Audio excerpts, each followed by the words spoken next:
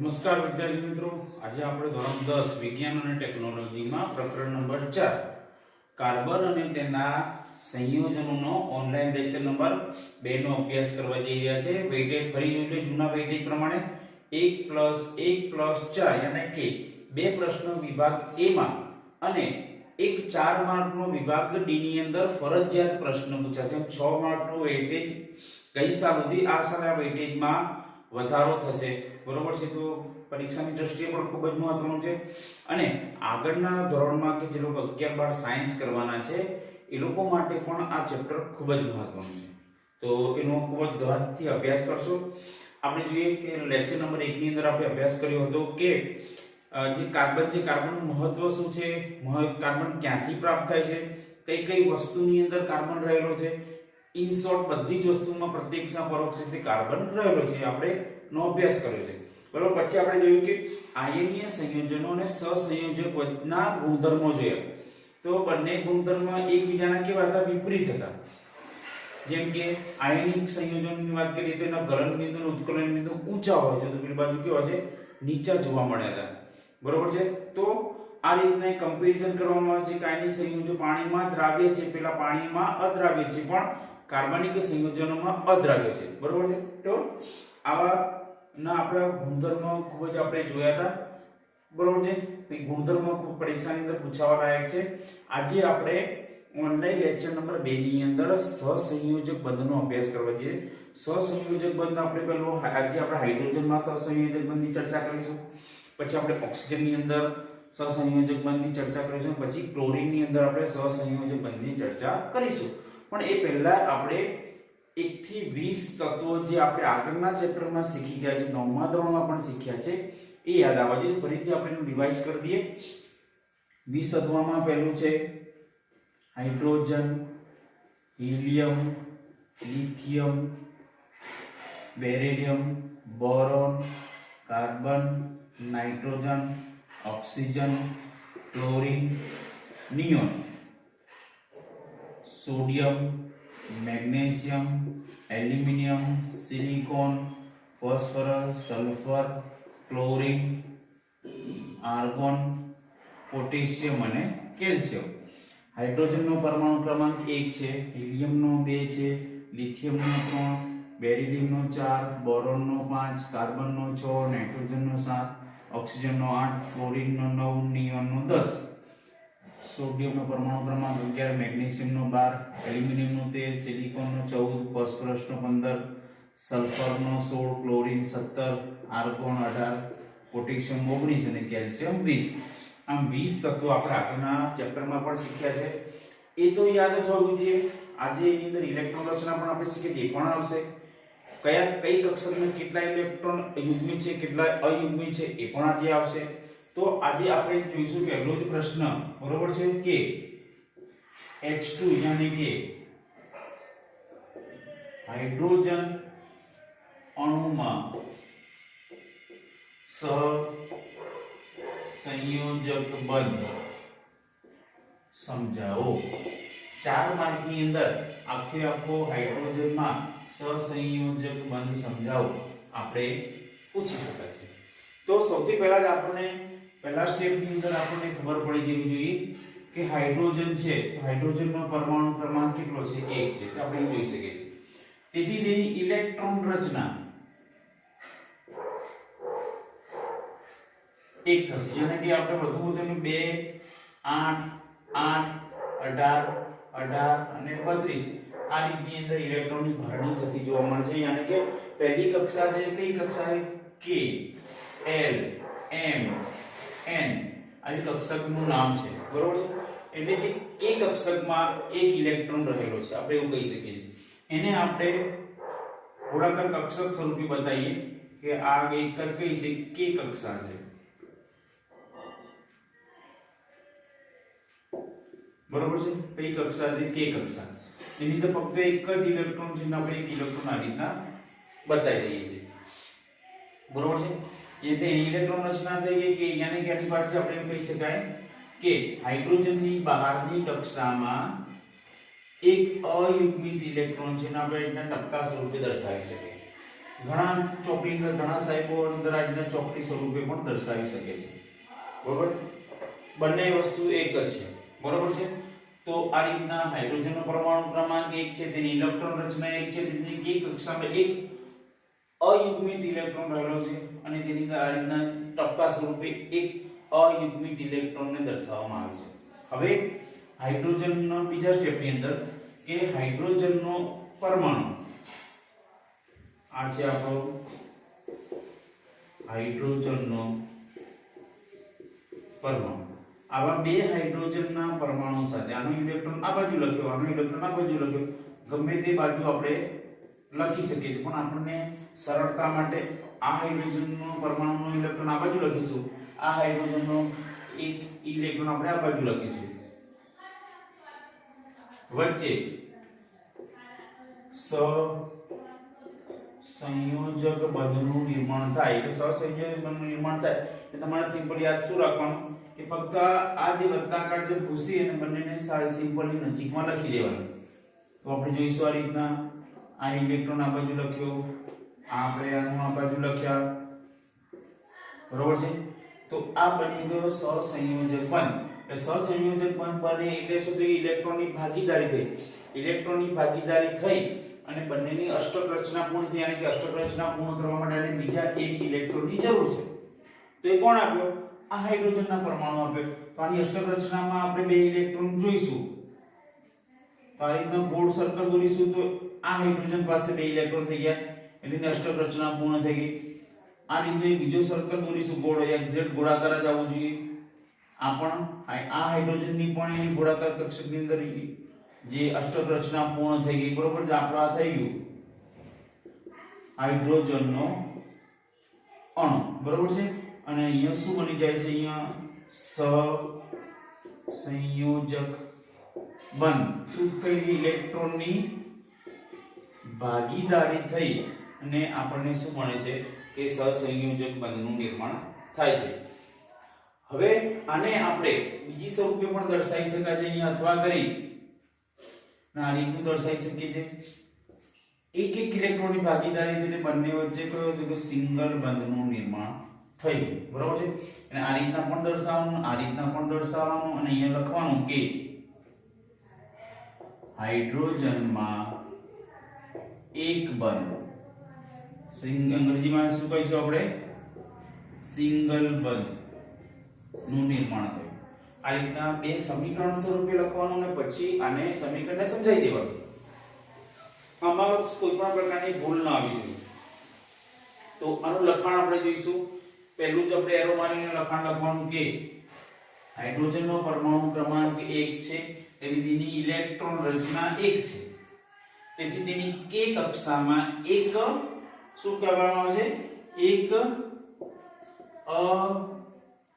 અયુગ્મિત electron રહેલો છે, જેને H ટપકો અથવા H ચોકડી વડે દર્શાવવામાં આવે છે. આનો જ આપણે એક્સપ્લેનેશન. બીજી એરો મારીને લખવાનું કે હાઇડ્રોજનના બે પરમાણુ વચ્ચે, બરોબર છે, હાઇડ્રોજનના બે પરમાણુ વચ્ચે સહસંયોજક બંધનું નિર્માણ થઈ, તેમની વચ્ચે ઇલેક્ટ્રોનની ભાગીદારી થઈ, બંનેની અષ્ટક રચના પૂર્ણ થઈ અને હાઇડ્રોજનના અણુનું નિર્માણ થાય છે, જેમાં હાઇડ્રોજન વચ્ચે સિંગલ બંધ યાની કે એક બંધનું નિર્માણ થાય છે. આ રીતના હાઇડ્રોજનમાં સહસંયોજક બંધ સમજાવવામાં આવે છે.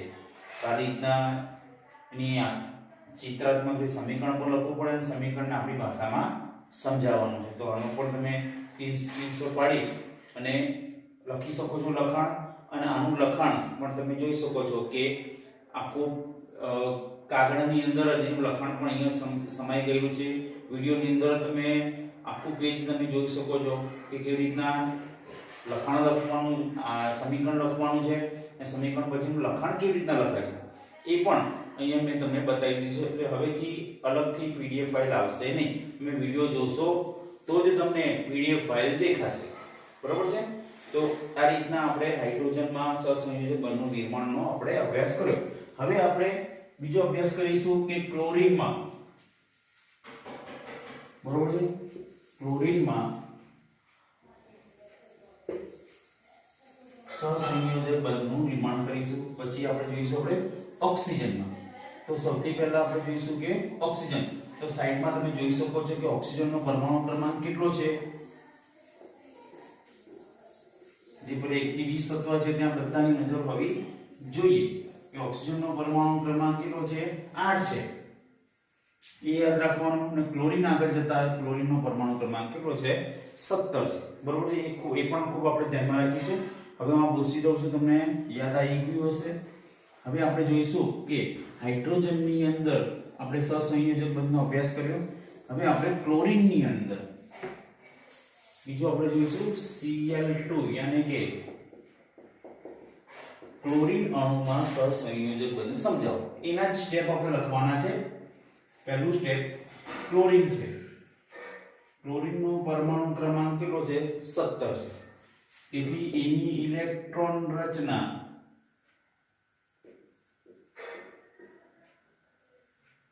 2 8 અને 7 થશે. જેની આપણે 2 8 8 18 18 આ રીતના 32 64 આ રીતે ઇલેક્ટ્રોનની ભરણી થાય છે. એવી રીતના આ કઈ કક્ષક છે K L અને M. K કક્ષક આખી ભરેલી છે, L કક્ષક આખી ભરેલી છે, M કક્ષકમાં વધુમાં વધુ 8 ઇલેક્ટ્રોન સમાઈ શકે છે. જ્યારે આપણી પાસે છેલ્લી કક્ષકમાં 7 જ ઇલેક્ટ્રોન, તો આપણે છેલ્લી જે M કક્ષક છે M કક્ષકને આપણે અહીંયા બતાવીશું. બરોબર છે. આખી K કક્ષકમાં યુગ્મિત ઇલેક્ટ્રોન છે, K કક્ષક. પછી L કક્ષક છે, એની અંદર પણ 1 2 3 4 5 6 7 અને 8 બરાબર છે. અને M કક્ષક M કક્ષા છે. બરોબર. આ K કક્ષા છે. આ K L અને M. M કક્ષકમાં વધુમાં વધુ 8 ઇલેક્ટ્રોન સમાઈ શકે છે. એટલે 4 ગોળાકાર કક્ષક છે. એની અંદર 7 ઇલેક્ટ્રોન આપણે ભરણી કરવી છે. 1 2 3 4 5 6 અને 7. એટલે આના પરથી આપણે આનું પ્રદર્શિત કરવું હોય કે M કક્ષકમાં 3 યુગ્મિત ઇલેક્ટ્રોનની જોડ અને 1 અયુગ્મિત ઇલેક્ટ્રોન આવેલો હોય છે. આમ આવા બે ક્લોરીનના પરમાણુ વચ્ચે પ્રક્રિયા થઈ આવવાનો બીજો ક્લોરીન પરમાણુ રહે છે. બંનેને એક ઇલેક્ટ્રોનની જરૂર છે. એ બંને એક ઇલેક્ટ્રોનની ભાગીદારી કરી સહસંયોજક બંધ બનાવે છે. તો આ રીતનું બીજા સ્ટેપની અંદર આપણે અહીંયા આપણે એનું ક્લોરીનનું પણ લખીશું કે ક્લોરીનમાં ઇલેક્ટ્રોનની કેવી રીતના હોય છે. તો આ આપણે દોર્યું છે એની યુગ્મિત ઇલેક્ટ્રોનની જોડ અને આ બાજુ મેં દર્શાવ્યા છે અયુગ્મિત ઇલેક્ટ્રોન. આ યુગ્મિત ઇલેક્ટ્રોન યુગ્મિત આ છેલ્લો એક બતાવ્યો છે, અયુગ્મિત ઇલેક્ટ્રોન બતાવ્યો છે. તો બીજા સમીકરણની અંદર આપણે આ રીતના ક્લોરીન દર્શાવીશું. આ આપણે દોરીશું ક્લોરીનનો પરમાણુ કે જેની બાહ્ય કક્ષામાં ક્લોરીનનો પરમાણુ. બીજો ક્લોરીનનો પરમાણુ છે. એની અંદર પણ તમે જોઈ શકો છો કે એક ઇલેક્ટ્રોન રહેલો છે. ક્લોરીન પરમાણુ. આ ક્લોરીન પરમાણુ વચ્ચે સહસંયોજક બંધનું નિર્માણ થઈ પેલાના જેમ વચ્ચે વત્તાકાર મૂકીને બંનેને નજીક લખી દેવાનું. ક્લોરીન આપણે યુગ્મિત ઇલેક્ટ્રોન બતાવ્યા છે. આ ઇલેક્ટ્રોન આ ક્લોરીન પરમાણુને એ બતાવી દીધો. આને આપણે એની નજીક બતાવી દઈશું આપણે અહીંયા.